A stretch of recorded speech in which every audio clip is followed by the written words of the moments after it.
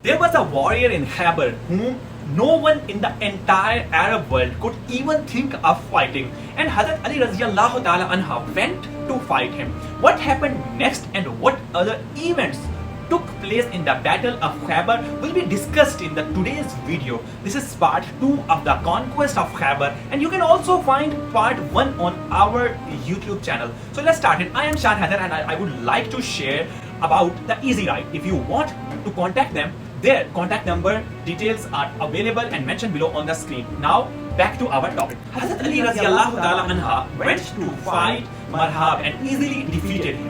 This means that Hazrat Ali R.A was now the most powerful person in the entire Arab world because he had killed the strongest warrior. With this, a formal battle started between the Jews and the Muslims. The Muslims were fighting bravely and the Jews were also fighting with great enthusiasm. This battle continued for a long time, but eventually the Muslims succeeded in capturing the fort. The Jews evacuated the fort and moved to another fort. After this, it took the Muslims next 3 days to conquer the second fort, but they were successful in capturing it. The Jews then fled to the third fort. The third fort could not be captured for many days. The Muslims were puzzled because they had cut off all the supplies to the fort and were not allowing any food or drink to reach them. They wondered why the Jews were not coming out to fight.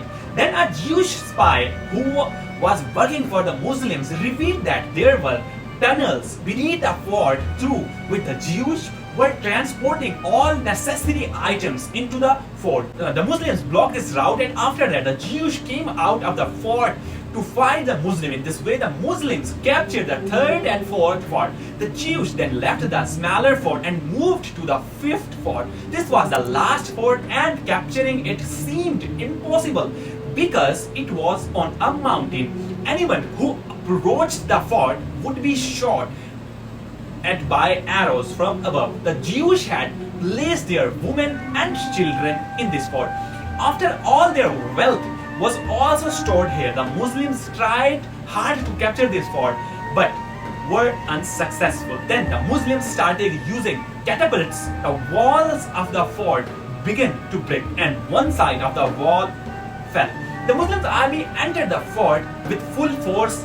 This first part of Khyber was conquered. Regarding the remaining second part, historians have different opinion. Some historians say that the 3 forts of the second part surrendered, while others say that the 2 forts surrendered and 1 fort saw a battle. However, it does not matter because the Muslims conquered Khyber in the end.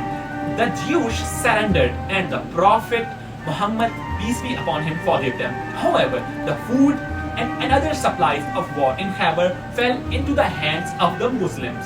It was agreed between the Muslims and the Jews that half of the crops and fruit produced in Khyber would go to the Muslims. That improved the financial situation of the Muslims and resolved the financial issue for future battles. This victory instilled fear of the Muslims in the people of Makkah and other surrounding tribes, and they never attacked the Muslims again today. The fort is located around 200 km away from Medina Al-Munawwara. If you ever visit Saudi Arabia, you can visit this site.